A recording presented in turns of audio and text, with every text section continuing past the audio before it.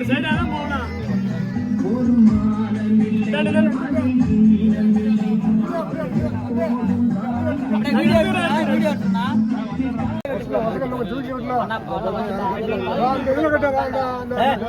சடல் கொடி கட்டி போறேன்.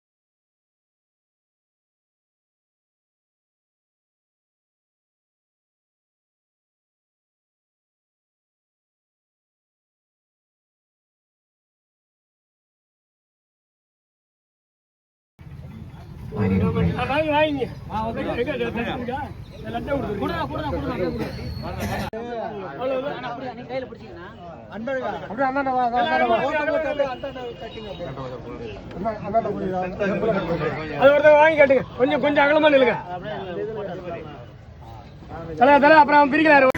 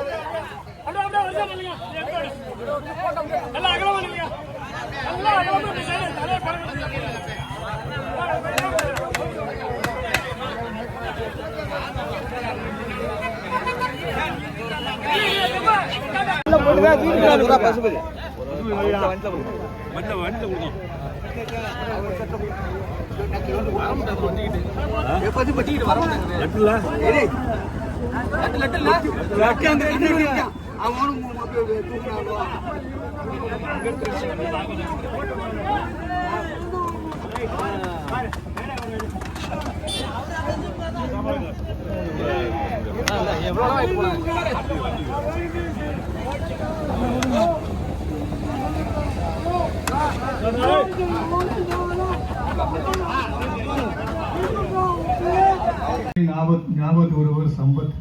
அவர் இன்று இல்லாவிட்டாலும் அவருடைய பகுதியிலே மிகச் சிறப்பாக, இன்னும் சொல்ல போனா இளையூர் பகுதி கழகத்தின் கோட்டை என்றே சொல்லலாம். அந்த அளவுக்கு மிக சிறப்பாக எப்போதுமே அனைத்து இந்திய அண்ணா திராவிட முன்னேற்ற ஆதரவான பகுதி இந்த இளையூர் பகுதி. எனவே இளையூர் பகுதியை பொறுத்தவரை கழக ஆட்சியும் சரி எப்பொழுதுமே ஒரு முக்கியத்துவம் கொடுத்து செயல்பட்டுக் கொண்டு இருக்கின்றோம். எனவே நம் பகுதி மக்கள் இப்படி ஒரு சிறப்பான நிகழ்ச்சி ஏற்பாடு செய்ததற்கு முதலில் நடிகர் இந்த வணக்கத்தை குறிப்பிட கடமைப்பட்டுள்ளேன். புரட்சித்தலைவர் எம்ஜிஆரை பொறுத்தவரை நம்ம சொல்லி தெரிய வேண்டாம். இங்கே பசுபதி நீங்கள் சிறப்பாக நல்லா பேசினாப்புல, அதில் சிறப்பாக ஒரு மேடை பெயில நாங்கள் என்னென்ன குற்றச்சாட்டுலாம் திமுக அரசு வைக்கிறோமோ அந்த குற்றச்சாட்டுகள் கூட இங்கேயே வச்சு சிறப்பாக பேசிட்டாப்புல. எனவே தம்பி சொன்னது போல, பசுபதி சொன்னது மாதிரி அவ்வளவு ஊழல், எந்த துறையை எடுத்தாலும் ஊழல் தான் ஆட்சியில்.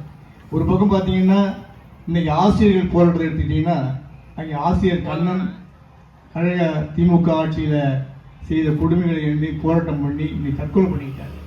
ஒரு பக்கம் அவருடைய பிணம் இருக்குது, ஒரு பக்கம் ஸ்டாலின் பறையடிச்சு கொண்டிருக்காரு, உதயநிதி ஜல்லி எட்டு விட்டுருக்காரு. இதுதான் நிலைமை. அவங்க குடும்ப ஆட்சி நடந்துட்டு ஒழிய வேற எந்த இதுவுமே கிடையாது, குடும்ப ஆட்சி தான். பார்த்தீங்கன்னா கர்நாடக முதலமைச்சராக இருக்கும்போது துணை முதலமைச்சர் ஸ்டாலின், இப்போ ஸ்டாலின் முதலமைச்சராக இருக்கும்போது அவருடைய பையன் துணை முதலமைச்சர், கனிமொழி எம்பி, இன்ப நிதி அதுக்கு கொண்டு வர போறாங்க. இதுதான் இந்த குடும்ப ஆட்சியை முதல்ல அகற்றணும். திமுக ஆட்சி எப்பொழுதுமே குடும்ப ஆட்சி. எங்க குடும்பம் தான் திமுகங்கிற ஸ்டாலின் உரிமை, இதுல தமிழகமே எங்க குடும்பம் தான், எங்க குடும்பம் தான் தமிழகங்கிறாரு. அப்ப திமுக என்ற ஒரு குடும்பம், அது ஸ்டாலின் குடும்பம், கருணாநிதி குடும்பம் தான். இந்த குடும்ப ஆட்சியை அகற்றாவிட்டால் நம்ம தமிழ்நாட்டில் இன்னும் நடமாடவே முடியாது.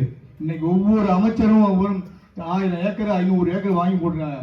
எங்கேயுமே இடம் இல்லாத அளவுக்கு நீங்க வாங்கிட்டு இருக்காங்க. எந்த ஒரு பெரிய நிறுவனமாக இருந்தாலும், கல்லூரியா இருந்தாலும், வேற தொழிற்சாலை இருந்தாலும் வாங்கிக்கிறாங்க. இன்னும் சொல்ல போனா இப்ப திருச்சி பக்கத்துல அந்த கரும்பு தொழிற்சாலை இருக்குல்ல, அந்த ஜெகத் ரட்சனும் கனிமொழி சேர்ந்து வாங்கிட்டாங்க 10,000 கோடிக்கு. இது நான் உதாரணத்துக்கு தான் சொல்றேன். இது மாதிரி எல்லா நிறுவனங்களையும், எல்லா தொழிற்சாலைகள், எல்லா நிலங்கள் எல்லாத்தையும் திமுக வாங்கி கூறு போட்டு இருக்காங்க. இதுதான் இன்னைக்கு நாட்டில் நடந்துகிட்டு இருக்குது. இந்த போல சுயநலத்தோட ஒரு குடும்ப ஆட்சி நடக்குதுன்னா அது திராவிட முன்னேற்ற ஆட்சி. அனைத்து இந்திய அண்ணா திராவிட முன்னேற்ற கழகத்துல இன்னைக்கு எடப்பாடி எடுத்துக்கிட்டீங்கன்னா, எடப்பாடி பையன் யாருன்னு கூட தெரியாது, எடப்பாடி மகன் யாருன்னு தெரியாது. ஏன்னா அது மாதிரி குடும்ப ஆட்சி நடத்துறது கிடையாது. நம்ம புரட்சி தலைவர் எம்ஜிஆர் காலத்திலும் சரி அவருடைய குடும்பத்தை கொண்டு வந்ததே இல்லை, புரட்சித்தலைவர் அம்மா காலத்திலும் சரி அவர் குடும்பத்தை கொண்டு வந்ததே இல்லை, இந்த எடப்பாடி காலத்திலும் சரி அவருடைய குடும்பத்தை கொண்டு வந்ததே இல்லை. இதுதான் அண்ணா திமுக. அண்ணா திமுக என்பது சாதி பாகுபட்ட, சமுதாய பாகுபட்ட, மத பாகுபட்ட, வேறுபட்ட ஒரு கட்சி. இதுல குடும்ப ஆட்சிக்கோ குடும்பத்துக்கோ முக்கியம் கொடுக்க மாட்டாங்க. ஜனநாயகத்துல யாரு வேண்டுமானாலும் சட்டம், இங்க இந்த அனைத்து இந்திய அண்ணா திராவிட முன்னேற்ற கழகத்துல சட்டமன்ற உறுப்பினர் வரலாம், சேர்மனாக வரலாம், மாவட்ட கவுன்சிலர் வரலாம், ஒன்றிய கவுன்சிலர் வரலாம். உழைக்கின்ற அத்தனை பேருக்கும் அனைத்து இந்திய அண்ணா திராவிட முன்னேற்ற கழகத்துல நிச்சயமா ஒரு வாய்ப்பு இருக்கும். ஆனா திராவிட முன்னேற்ற கழகத்தை எடுத்துக்கிட்டீங்கன்னா அந்த குடும்பத்தில் உள்ளவங்க தான். இங்க ஒவ்வொரு மாவட்டம் எடுத்தீங்கன்னா அந்த மாவட்ட செயலாளர் யாரோ அவங்க பையன், அவங்க குடும்பம், இப்படிதான் அந்த கட்சியில பதவி வரும், வேற யாருக்கும் வராது. ஆனா இன்னும் நம்பி திராவிட முன்னேற்ற கழகம் நம்பி, அந்த குடும்பத்தை நம்பி நிறைய பேர் ஏமாந்துட்டு இருக்காங்க. இது போல நிலைமையெல்லாம் மாற வேண்டும் என்றால், உண்மையான ஒரு ஜனநாயகம் ஆட்சி மலர வேண்டும் என்றால், ஒரு மக்கள் ஆட்சி மலர வேண்டும் என்றால், அது புரட்சி தமிழர் எடப்பாடியுடைய தலைமையில தான் மலர முடியும். எனவே வருகின்ற தேர்தல் நிச்சயமாக திராவிட முன்னேற்ற கழக குடும்ப ஆட்சிக்கு ஒரு சாவு மணி அடித்துவிட்டு புரட்சி தலைவி அம்மாவுடைய ஆட்சியை புரட்சி தமிழர் எடப்பாடியுடைய தலைமையிலே கொண்டு வருவோம் என்று நாம் அத்தனை பேரும் சபதம் ஏற்போம் இந்த புரட்சி தலைவர் எம்ஜிஆருடைய பிறந்த நாளிலே என்று கூறி வாய்ப்புக்கு நன்றி கூறி விடைபெறுகிறேன். நன்றி, வணக்கம்.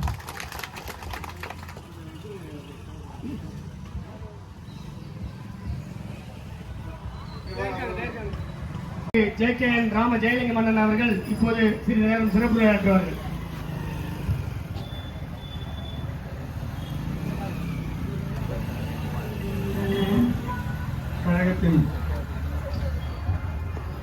கழகத்தின் இருவரும் தெய்வங்கள் புரட்சித் தலைவர் எம்ஜிஆர், புரட்சி தலைவி அம்மா அவருடைய வரலாற்றுடன்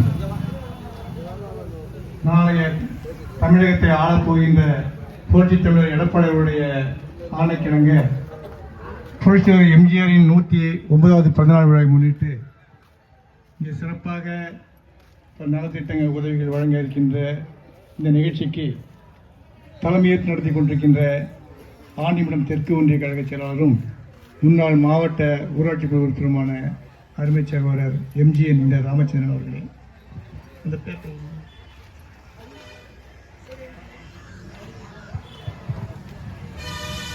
மற்றும் இங்கே வருகை புரிந்து இந்த நிகழ்ச்சியை சிறப்பாக ஏற்பாடு செய்து நடத்தி கொண்டிருக்கின்ற முன்னாள் ஒன்றிய கவுன்சிலர் அன்பழகன் அவர்களே, முன்னாள் ஊராட்சி மன்ற தலைவர் அண்ணன் தங்கராஜ் அவர்களே, கிளைக்கழக செயலாளர்கள் செல்வராஜ் அவர்களே, திருநாவுக்கரசு அவர்களே, TMT குமார் அவர்களே, கண்ணன் அவர்களே, தங்கவேல் அவர்களே, விஸ்வநாதன் அவர்களே, அன்பில் அவர்களே, மாரிமுத்து அவர்களே, தங்கத்துறை அவர்களே மற்றும் சாமித்துறை அவர்களே, நீலமேகம் அவர்களே, சங்கர் அவர்களே, வெற்றிவேல் அவர்களே, சுரேஷ் அவர்களே, நடராஜன் அவர்களே, ரமேஷ் கூட்டணி துணைச் செயலாளர் அவர்களே, முத்தமி செல்வன் அவர்களே மற்றும் இறுதியாக நன்றி உரையாற்ற இருக்கின்ற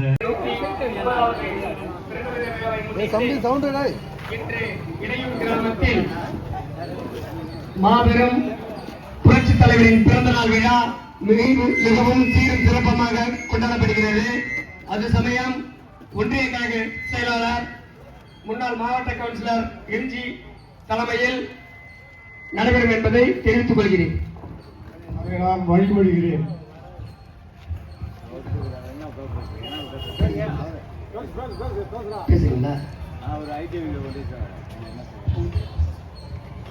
ITV ஒன்றிய செயலாளர் பசுபதி அவர்கள் இப்போது சிறிது நேரம் சிறப்புரையாற்றுவார். வந்திருக்கும் அனைவருக்கும் வருகையை தெரிவித்துக் கொண்டு புரட்சி தலைவர் பொன்மன செம்மல் மக்கள் திலகம் டாக்டர் MGR அவர்களின் 109வது பிறந்தநாளை தொடர்ந்து இங்கே கூடியிருக்கும் அனைவருக்கும் நன்றி. புரட்சி தலைவர் மக்கள் திலகம்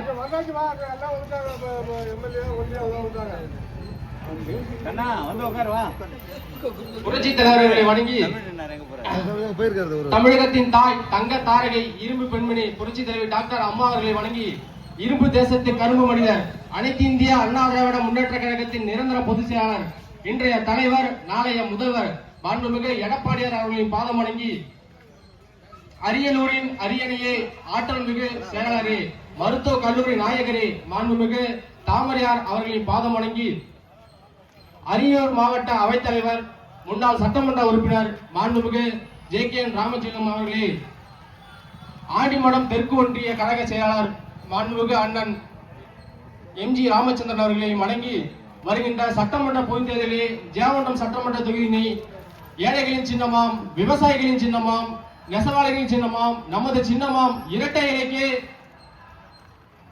வாக்களிக்க பரிசீலனை செய்யுமாறு பணிவுடன் கேட்டுக்கொள்கின்றோம். ஜெயங்கொண்டம் தொகுதியை சுற்றி பல கிராமங்கள் உள்ளன, 81 கிராமங்கள் உள்ளன. அதில் வசிக்கின்ற மக்கள் ஒன்றாக ஒருமனதாக வாக்களிக்கும் ஒரே சின்னம் இரட்டை இலை என்பது சின்னம் என்பதை தெரிவித்துக் கொண்டு மன்னாதி மன்னன் மாசற்ற தலைவர் மக்களின் முதல்வர் மாண்புமிகு MGR 109 பிறந்ததை தொடர்ந்து அவர்கள் செய்த சாதனைகள் பல, சரித்திரங்கள் பல, எண்ணற்ற சாதனைகள், எண்ணில் அடங்கா சாதனைகள். அவர் ஆட்சி காலத்திலே கரும்பு உற்பத்தி முதலிடம், மின்சார உற்பத்தி 2வது இடம், காவலர்கள் குடியிருப்பு 1982 தொடங்கி சட்டமன்றத்தில் இன்னும் செயல்படுவது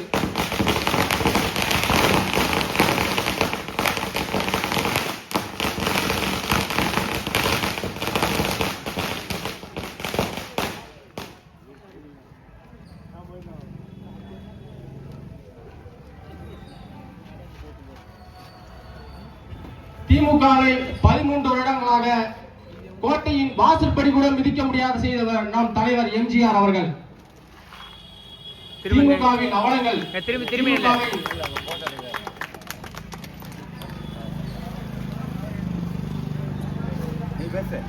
திமுக தமிழகத்துக்கு செய்த ஊழலும் துரோகமும் கொஞ்சமா நெஞ்சமா?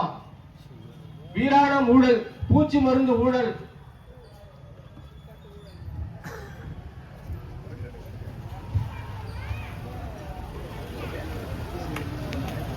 வீராணம் ஊழல், பூச்சி மருந்து ஊழல், ஈழத்தமிழர் படுகொலை போன்ற பல்வேறு துரோகங்களை செய்திருக்க திமுக அரசு தமிழ்நாட்டிற்கு.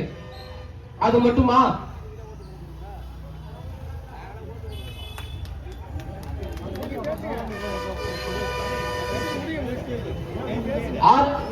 ஆறு முறை முதல்வர், 7 சாரா ஆலைகள், 8 டிவி சேனல்கள், 9 பத்திரிகைகள், 11 வார இதழ்கள், 19 தொழிற்சாலைகள், 240 கல்லூரிகள், 1807 பள்ளிகள், பல லட்சம் கோடி சொத்துக்களை சுரண்டி இருக்கிறது இந்த திமுக அரசு. அதனை கண்டித்து இந்த கூட்டம் நடைபெற்றுக் கொண்டிருப்பதால்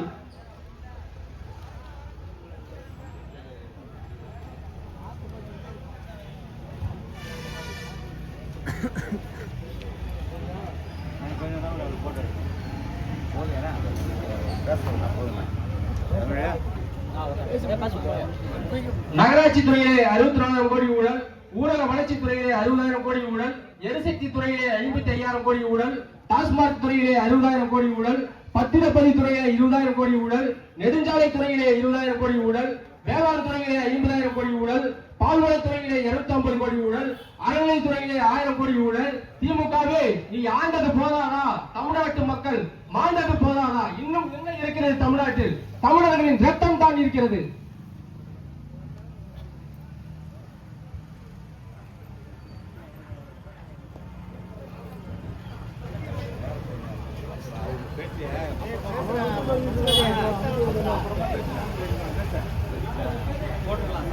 உங்களை அடக்கி ஆளவே 2017 பிப்ரவரி 16 ஒரு சிங்கம் தனது வேட்டையை தொடங்கியது.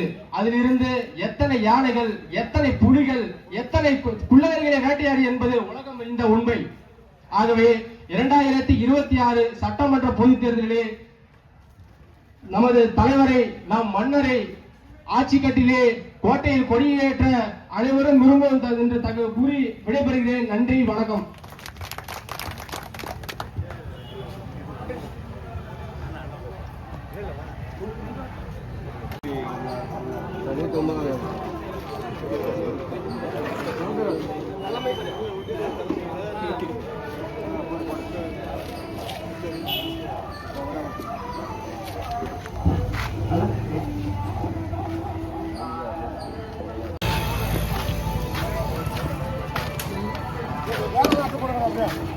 ஆன்சர் பண்ணி நிற்கிறானா?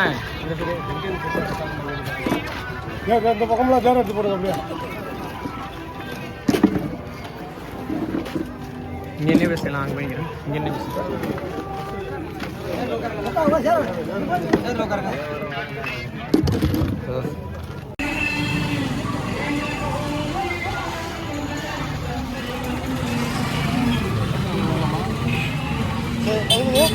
தம்பியால போன